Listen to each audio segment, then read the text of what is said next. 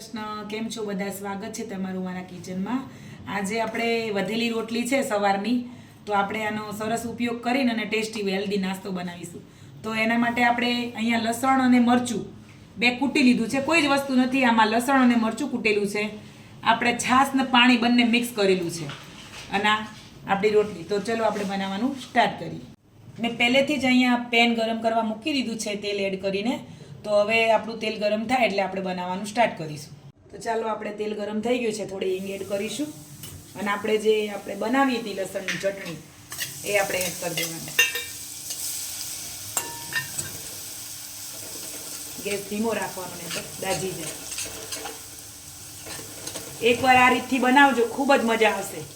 બીજી કોઈ જ વસ્તુ એડ નહીં કરવાની, ધાણા જીરું હળદર કશું જ નહીં, લસણ અને મરચું જ. હવે આપણે આમાં છાશ અને પાણી મિક્સ કર્યું હતું ને એ એડ કરી દઈશું. હવે આને ઉકળવા દઈશું. આપણું આ છાશ એડ કરી હતી એ હવે ઉકળવાની તૈયારી છે. સરસ મજાનું આમ ખોલવા માંડે ને પછી આપણે આમાં જે આપણી વધેલી રોટલી હતી આપણી એ એડ કરીશું.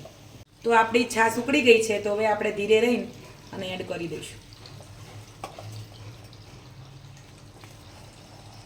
હવે આપણે થોડુંક નમક એડ કરીશું, કેમ કે રોટલીમાં બી આપણે નમક હોય એટલે ધ્યાનથી નમક એડ કરવાનું ટેસ્ટ પ્રમાણે. આપણી છાશમાં બનાવેલી વઘારેલી રોટલી રેડી થઈ ગઈ છે. સરસ મજાનો નાસ્તો. જો આપણા ઘરમાં રોટલી પડી હોય તો આવી જ રીતે સરસ બનાવી દેવી. કેટલું સરસ છે, ટેસ્ટમાં પણ બહુ જ સારી છે. મેં ટેસ્ટ કરી લીધો છે. તો આવા નવા વિડીયો જોવા માટે મારી ચેનલને લાઇક, શેર અને સબસ્ક્રાઈબ કરશું.